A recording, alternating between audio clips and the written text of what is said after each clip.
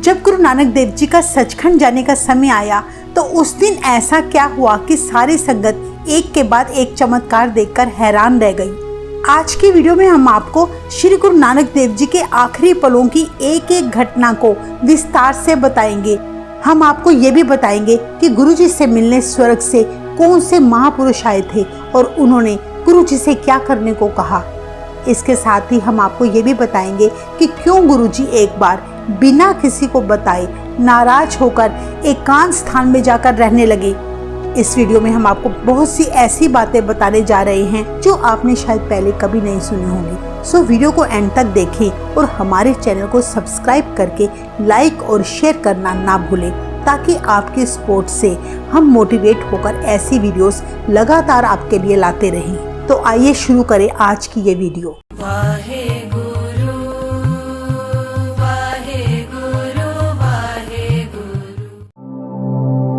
श्री गुरु नानक देव जी देश विदेश की धार्मिक यात्राएं करने के बाद करतारपुर में आकर अपने परिवार के साथ रहने लगे, जहां उन्होंने अपने जीवन के आखिरी 13 साल बिताए। जब गुरु जी के करतारपुर आने की खबर लोगों को मिली तो वे दूर दूर से गुरु जी के दर्शन को आने लगे। हर दिन संगतें गुरु जी के दरबार में आकर नाम बानी का कीर्तन सुना करती और गुरु जी के भंडारे से लंगर छकती। गरीब लोग गुरु जी के दर पर बैठे रहते, कोई भी वहां से निराश होकर न जाता, उन्हें भरपेट भोजन मिलता। करतारपुर रहते हुए गुरु नानक देव जी भक्ति के साथ साथ खेती बाड़ी का भी काम करते थे। उनकी संगतें भी उनके साथ हाथ बटाया करती। कहते हैं कि गुरु जी अब वृद्ध हो चुके थे। उन्होंने सिखी प्रचार का काम जो शुरू किया था उसे वे लगातार जारी रखना चाहते थे। जो सिखी का पौधा उन्होंने लगाया उसे वे सारे संसार में फैलाना चाहते थे। इसलिए गुरु नानक देव जी ने ज्योति जोत समाने से पहले अपना उत्तराधिकारी चुनने के लिए अपने सिखों और पुत्रों पर नजर रखनी शुरू कर दी कि कौन सा ऐसा योग्य सिख है जो सिखी के बूटे की सही ढंग से परवरिश कर सके। उन सब में से गुरु जी को केवल भाई लहना जी ही गुरगद्दी के योग्य लगे। इस बात पर गुरु नानक देव जी के दोनों पुत्र बाबा श्री चंद जी और बाबा लक्ष्मी दास जी बहुत नाराज हुए। गुरु जी की पत्नी माता सुलखनी जी भी नए उत्तराधिकारी के फैसले से नाखुश थे। उन्होंने गुरु नानक देव जी से कहा कि आप अपने पुत्रों को छोड़कर अपने सेवक को गुरगद्दी देने की बात कर रहे हैं, यह बात सही नहीं है। तब गुरु जी ने माता सुलखनी जी के साथ वचन किया कि हमारे दोनों पुत्र गुरगद्दी के लायक नहीं हैं। गुरगद्दी की जिम्मेदारी संभालना उनके लिए कठिन है, ये गुरगद्दी का भार नहीं उठा पाएंगे। ऐसा सुनकर माता जी बोले, क्यों नहीं, ये तो आपके लायक पुत्र हैं, आप उन्हें मौका तो दीजिए। गुरु जी बोले, ठीक है, अगर ये गुरगद्दी का भार उठा सकते हैं तो बड़ी अच्छी बात है। इतने वचन कहकर गुरु जी ने एक कौतक रचा। एक बहुत भारी गट्ठर मैदान के बीचों बीच गुरु जी ने रखवा दिया और बोले, इस गट्ठर में गुरगद्दी का भार है, जिसमें भी शक्ति है वो आकर इसे उठा ले। जिसने ये गट्ठर उठा लिया वो गुरगद्दी का भार संभालने के योग्य माना जाएगा। गुरु पिता के मुख से ऐसे वचन सुनते ही सबसे पहले उनके बड़े पुत्र बाबा श्री चंद जी आगे आए। उन्होंने गट्ठर उठाने की बड़ी कोशिश की, पर उस गट्ठर को वे जरा सा भी ना हिला पाए। उसके बाद गुरु जी के छोटे पुत्र बाबा लक्ष्मी दास जी ने गट्ठर उठाने की कोशिश की, पर वो भी असफल रहे। इसके बाद दोनों भाइयों ने मिलकर उस गट्ठर को उठाना चाहा, पर वे तिनका मात्र भी ना हिला पाए। कहते हैं तब गुरु नानक देव जी ने अपने सेवक बाबा बुड्ढा जी को गट्ठर उठाने की आज्ञा दी। गुरु जी की कृपा सदका बाबा बुड्ढा जी ने गट्ठर का एक हिस्सा उठा लिया, पर वे भी पूरा गट्ठर ना उठा पाए। वहां मौजूद जितने भी सिख खड़े थे उन्होंने भी गट्ठर उठाना चाहा, पर किसी को सफलता ना हासिल हुई। जिस तरह राजा जनक के महल में सीता स्वयंवर के समय शिव जी का धनुष उठाने में सारे अहंकारी राजा शर्मिंदा हुए थे, श्री रामचंद्र जी के अलावा किसी से भी शिव जी का धनुष ना उठाया गया। वही दशा आज गुरु नानक देव जी के रखे गए गट्ठर ने कर दी। गुरगद्दी पर दावा करने वाले सभी लोग तब शर्मिंदा होकर चुपचाप सिर झुकाकर एक तरफ बैठ गए। तब गुरु नानक देव जी के हुक्म अनुसार भाई लहना जी को बुलाया गया। भाई लहना जी ने पल भर में ही बिना मशक्कत किए उस गट्ठर को आसानी से उठाकर अपने सिर के ऊपर रख लिया। सभी लोग ये चमत्कार देखकर हैरान रह गए और सभी को अपने प्रश्न का जवाब मिल गया। गुरु नानक देव जी ने सारी संगत के साथ वचन किया कि सिखों के दूसरे गुरु अब से भाई लहना जी हैं। बाबा बुड्ढा जी जिन्होंने गट्ठर का एक हिस्सा उठाया था, उनके साथ गुरुजी ने वचन किया, भाई बुड्ढा जी आपने दूसरी पातशाही से छठी पातशाही तक गुरुगद्दी का तिलक लगाने की सेवा निभानी है और अब से बाबा बुड्ढा जी गुरु घर के केवल सेवक ही नहीं होंगे बल्कि गुरु घर के मुखिया भी होंगे। गुरु नानक देव जी ने बाबा बुड्ढा जी को वर देते हुए ये भी कहा कि बाबा बुड्ढा जी या उनके परिवार की सहमति से ही भविष्य में कोई सच्चा गुरु कहलाया जाएगा। कहा जाता है कि इसके बाद श्री गुरु नानक देव जी ने बाबा बुड्ढा जी से एक नारियल मंगवाया। सारे संतों के सामने गुरु जी ने 5 पैसे और नारियल भाई लहना जी के सामने रख दिया। उन्हें गले से लगाकर तब वचन किया कि आज से भाई लहना मेरा अंग हुए और अब ये भाई लहना जी से गुरु अंगद देव जी बन गए हैं। आज से मेरी जोत गुरु अंगद देव जी में विराजमान हो गई है। दूसरी तरफ गुरु जी के पुत्रों को गुरुगद्दी ना मिलने से वे गुरु अंगद देव जी की विरोधता करने में लग गए और गुरु अंगद देव जी को करतारपुर से बाहर निकालने के मंसूबे बनाने लगे। गुरु नानक देव जी ने बड़े प्रेम व सहजता से अपने दोनों पुत्रों को समझाया, पुत्र तुम गद्दी पर दावा करना छोड़ दो। गुरुगद्दी किसी की व्यक्तिगत संपत्ति नहीं है बल्कि गुरुगद्दी केवल सेवा करने वाले को ही मिलती है। गुरुजी ने अपने पुत्रों को वर देते हुए कहा कि तुम्हें गुरुगद्दी तो नहीं मिल सकती पर तुम्हारी जुबान पर रिद्धि सिद्धि हमेशा रहेंगी। पर उनको अपने पिता की कही बातों का कोई असर न हुआ। बाबा श्री चंद जी नाराज होकर गुरु अंगद देव जी को अपशब्द कहकर अपने सिर में विभूति डालकर गांव से बाहर एक पेड़ के नीचे जाकर बैठ गए। ये सब देखकर तब गुरु जी ने श्री गुरु अंगद देव जी को हुक्म दिया कि वे अब करतारपुर छोड़कर परिवार सहित खडूर साहिब चले जाएं और उनके सेवक निहाल जाट के घर में निवास करें तथा वहां रहते हुए नाम जपाकर लोगों का उद्धार करें। तब गुरुजी ने उन्हें कहा कि हम जल्दी ही खडूर साहिब आपके पास आएंगे। कहते हैं कि गुरुजी का हुक्म मानकर गुरु अंगद देव जी खडूर साहिब में उस सेवक के घर जाकर रहने लगे। गुरु नानक देव जी कुछ समय बाद अपने पुत्रों के इस रवैये से उदास होकर एकांत में जंगल में जा बैठे। सभी सिखों को हुक्म दे दिया, हमारे पास कोई ना आए बल्कि बाबा बुड्ढा जी और दूसरे प्रिय सेवक जो हर समय गुरुजी के साथ रहते थे उनको भी गुरुजी के पास आने की आज्ञा ना मिली। केवल एक सेवक था, भाई कमलिया, जो जंगल में गुरुजी के साथ रहता था। कुछ समय वहां रहकर बाद में गुरुजी गांव पखोचे में चले गए जहां उनका एक सेवक भाई सिद्धरन रहता था। गुरुजी उसी के घर में रहने लगे। कहते हैं वहां रहते हुए एक अजीबोगरीब घटना घटी। एक दिन सुबह सुबह गुरु नानक देव जी पीपल के पेड़ के नीचे बैठे थे। उन्होंने अपने आसपास भूखे पशु घूमते देखे।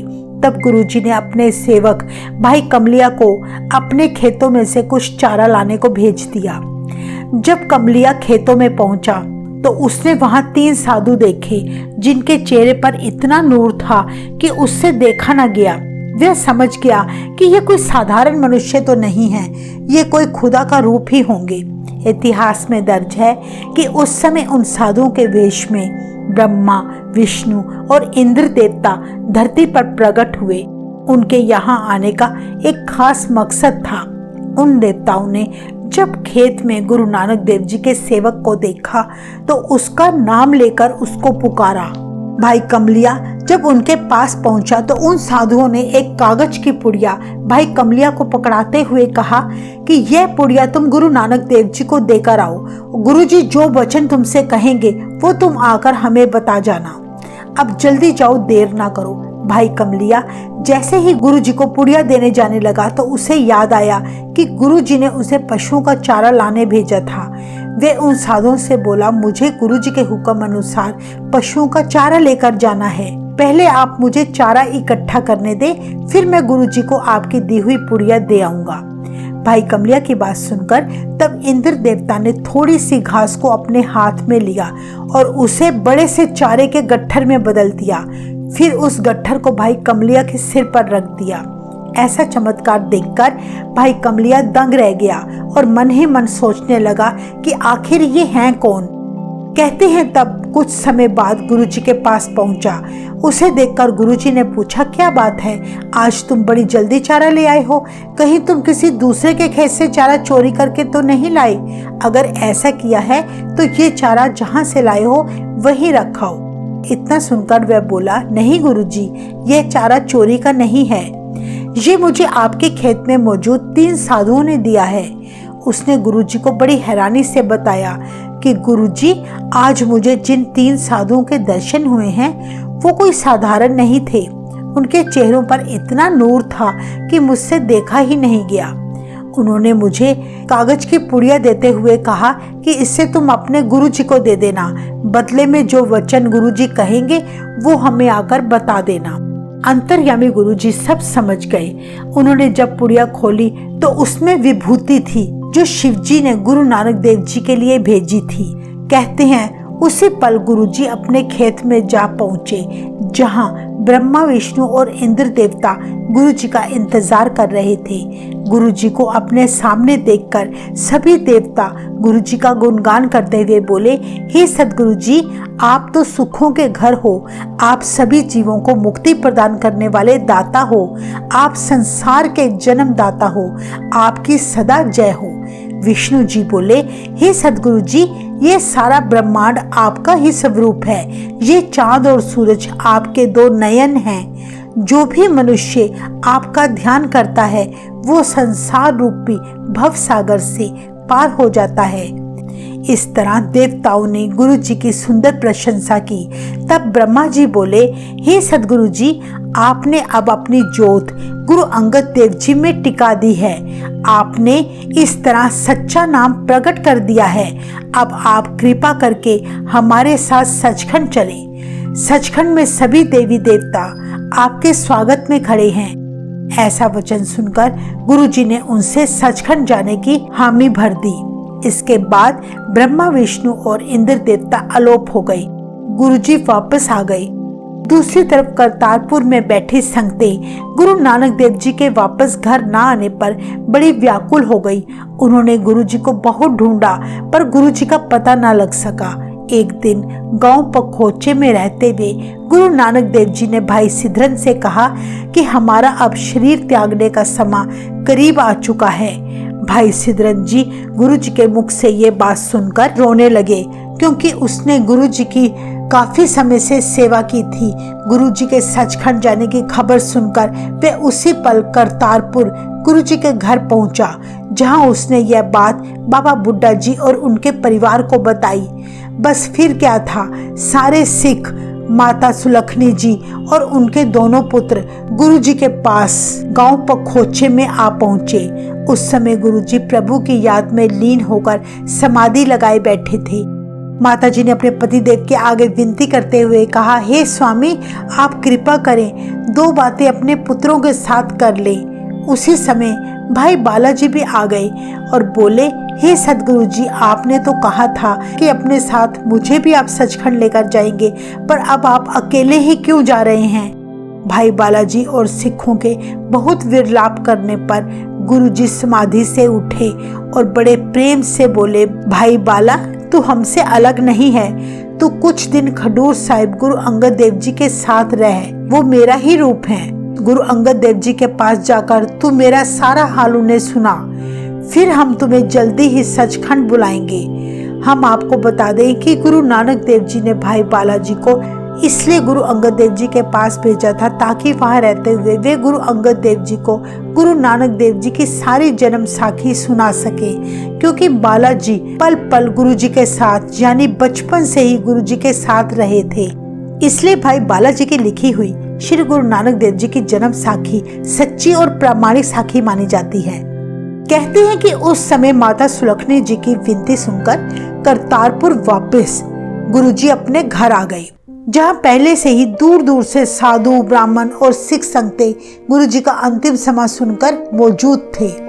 माता सुलखनी जी ने व्याकुल होकर तब गुरु जी के साथ सचखंड जाने की आज्ञा मांगी।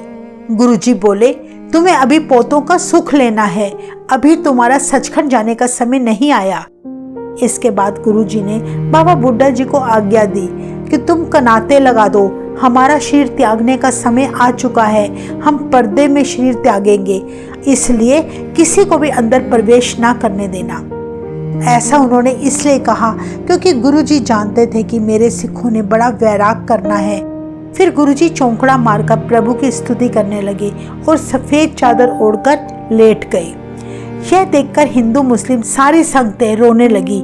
कुछ ही पल में गुरुजी की जोत परम जोत में विलीन हो गई। इस तरह गुरु नानक देव जी 22 सितंबर 1539 ईस्वी को ज्योति जोत समा गई। कहते हैं कि उसी पल हिंदू और मुसलमानों का झगड़ा शुरू हो गया। हिंदू संगतें बोली, गुरु नानक देव जी हमारे गुरु हैं क्योंकि उनका जन्म बेदी कुल में हुआ है। मुसलमान बोले, गुरु जी हमारे पीर हैं। हिंदू बोले, हमने हिंदू रीति के अनुसार गुरु जी की पवित्र देह का अंतिम संस्कार करना है। वहीं मुस्लिम बोले, हमने गुरु जी की देह को मुसलमान रीति अनुसार दफन करना है। तभी वहां 5 साधु आ पहुंचे। उन्होंने झगड़े का कारण पूछा। तब संगतों ने उन्हें सारी बात बता दी। ये सुनकर वे साधु बड़े हैरान होकर बोले, तुम व्यर्थ ही झगड़ा करते हो, हमने तो अभी गुरु नानक देव जी को 5 सिखों के साथ यहाँ से कुछ दूरी पर जाते हुए देखा है। ऐसा सुनकर तब सारी संगतें हैरान होकर बोली कि आपको जरूर कोई भ्रम हुआ है, क्योंकि गुरु जी तो देह त्याग चुके हैं, ये देखो उनकी देह। तब साधुओं ने कहा, तुम चादर तो उठाकर देखो। तब संगतों ने गुरु जी की चादर हटाई तो गुरु जी के स्थान पर केवल फूल ही नजर आया। सभी लोग बड़े हैरान हुए। उन्हें समझते देर न लगी कि गुरु जी शरीर समेत सचखंड जा चुके हैं। हिंदू मुस्लिम का आपसी झगड़ा समाप्त हो गया। उन्हें गुरु जी की देह तो ना मिली, पर दोनों धर्मों ने गुरु जी की चादर आधी आधी बांट ली। गुरु नानक देव जी ने सारी कायनात को एक प्रभु से जोड़ने के लिए अपना सारा जीवन कुर्बान कर दिया था। जात पात, ऊंच नीच, झूठे आडंबर, अंधविश्वास जैसे कर्मकांडों का विरोध करके सदा इंसानियत का पाठ पढ़ाया। सबको एक जैसा ज्ञान दिया, सभी धर्मों का अदब करना सिखाया। पर ये लोग नहीं समझे। गुरु जी के अंत समय में भी जात पात का झगड़ा करके बैठ गए। उन्होंने गुरु जी की शिक्षा क्या ग्रहण करनी थी, वो तो गुरु जी के अंत समय में भी संस्कार को लेकर झगड़ पड़े। जब उन्हें गुरु जी की देह ना मिली तो दोनों धर्मों ने गुरु जी की चादर ही आधी आधी बांट ली। हिंदुओं ने आधी चादर को अग्नि भेंट कर दिया और गुरु नानक देव जी की समाधि बना डाली, और मुसलमानों ने अपने हिस्से आई आधी चादर को धरती में दफनाकर गुरु जी की कब्र बना दी। सतगुरु नानक देव जी जो सदा हाजिर हजूर हैं, उन्हें हिंदू और मुसलमान की ये बात पसंद ना आई। उसी पल रावी नदी में भयंकर बाढ़ आई और गुरु जी की बनाई समाधि भी बह गई और कब्र भी। गुरु नानक देव जी ना तो कब्र में हैं और ना ही मड़ियों मसानों में, वो तो गुरु अंगद देव जी के अंदर ज्योत रूप में विराजमान थे। हिंदू और मुस्लिम दोनों नहीं समझे गुरु जी की शिक्षा को। अंत में हम यही कहेंगे कि जो गुरु नानक देव जी का गुणगान करेगा वही जन्म मरण से मुक्त होगा। वाहिगुरु जी का खालसा, वाहिगुरु जी की फतेह।